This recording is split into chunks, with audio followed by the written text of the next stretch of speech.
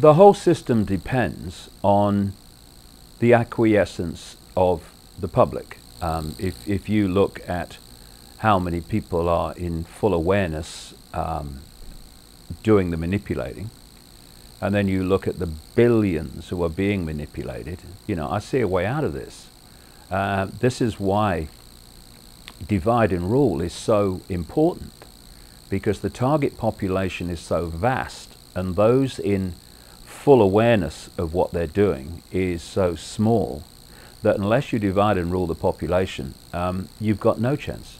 And that's what's been done through religion, through politics, through race, and all this stuff. And it's constantly being done, playing humanity off against itself. So one of the big things we need to do is to start realizing that's happening, and to stop being divided and ruled. Just to put down these fake fault lines of conflict that are there simply to keep us fighting each other, so we don't look up and see, actually, there's strings attached to me and strings attached to you, and I'm fighting you. What's going on? And also connected to that, you know, I see people in mass protests, and that's fine. But, you know, there were an estimated 1 million people on the streets of London in the run-up to the invasion of Iraq, protesting about the invasion of Iraq. 1 million people on the streets of London. What happened? They invaded Iraq. And, you know, mass protests, I'm sure, have their place, but first of all, you know, if they put the agents provocateurs in, as they do with the anti-globalization protests and all that, that gives them an excuse to further introduce the militarization of domestic law enforcement, etc.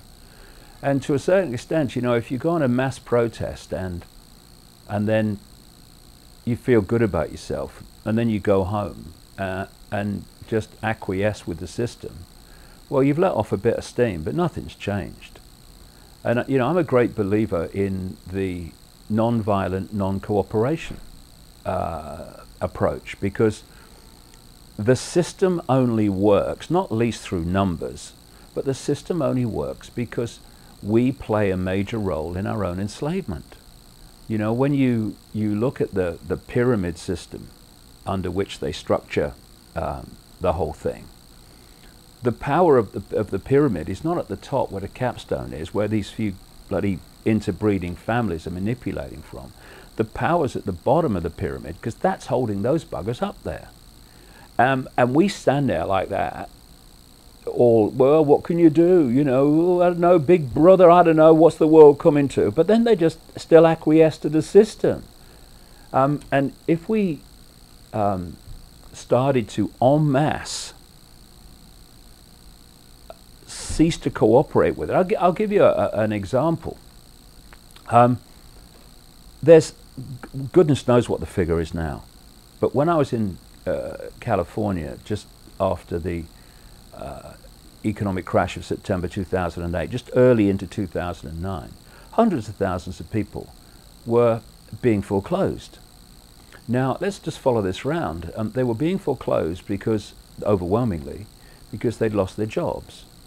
And they lost their jobs because the banking system's grotesque greed had created a situation where money was pulled out of circulation, what they call the credit crunch, well, what we call money anyway, and therefore economic activity slowed down dramatically. People lost their jobs.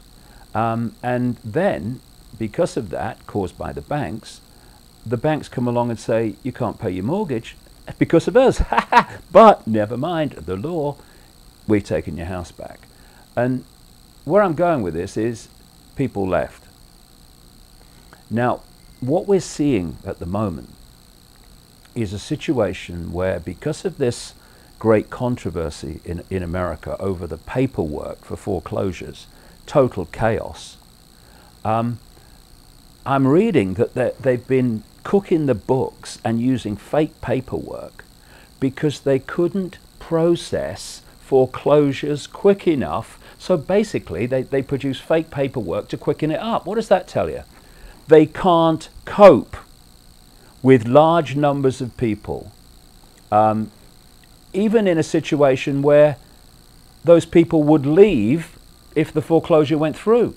Imagine the situation they would be in if vast numbers of people who were being foreclosed because of the banks said to the banks, stuff your foreclosure, we ain't moving. Hundreds of thousands of people a month in America, California, all over, saying, we ain't moving. The system couldn't cope. And when people acquiesce and say, oh, I know it's terrible, but I better leave, it's the law. Well, we're now finding out it's actually not the law, it's all a scam. But anyway, then they can cope with that to an extent.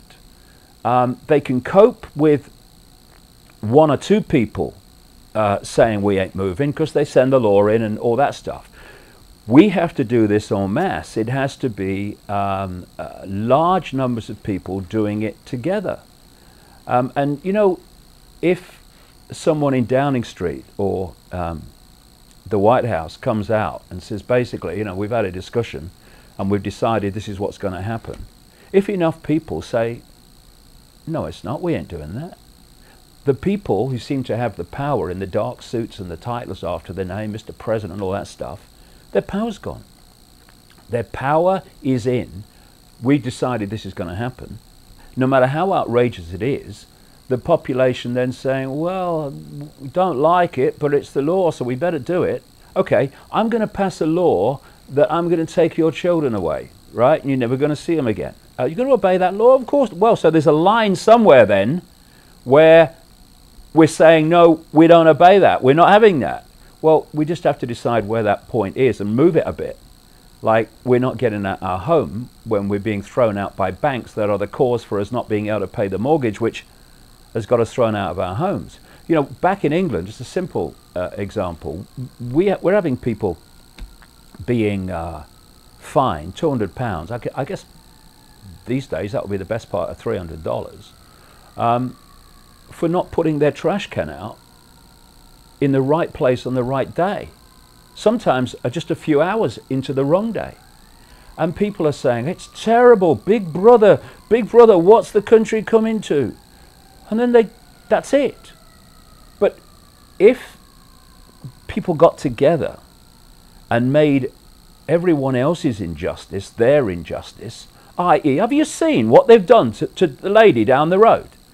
They just fined that woman £200 for having a trash can out on the wrong day. And the woman's bloody struggling for money anyway. I tell you what, everybody, trash cans out, wrong day, for as long as it takes for this law to stop. The system couldn't cope, even on a simple level like that. And you know, I'm sick of hearing, to be honest, well, there's nothing you can do, mate. No, there's nothing you choose to do. You know, we have the numbers. The people have the numbers. The people doing the manipulating, doing the imposing, do not have the numbers. Indeed, there's so few of them at the core of full awareness of what's happening and why they're doing it, that they have to take people from the general population, called police officers and soldiers, to actually impose their will upon the population that the soldiers and the policemen come from.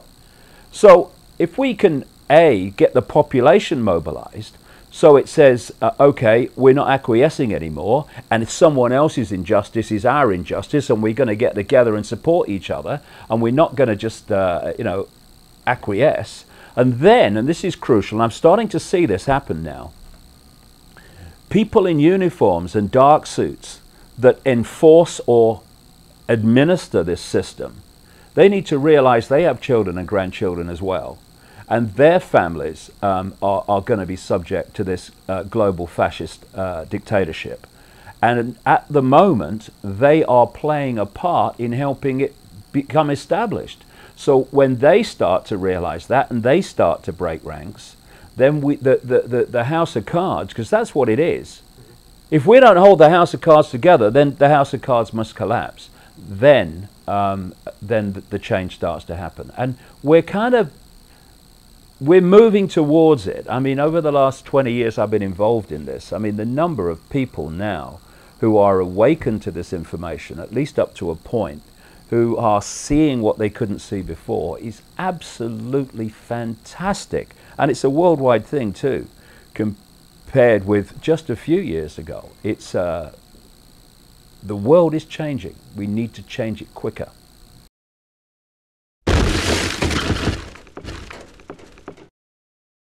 I was wondering if you'd like to see us talking to Tony Blair, since I know you're British. It's a couple seconds. Anyone who gives Tony Blair a hard time. Tony Blair, remember, he denied being a member. He denied being a member of the Bilderberg Group to Parliament. Yeah. And this is us talking to him.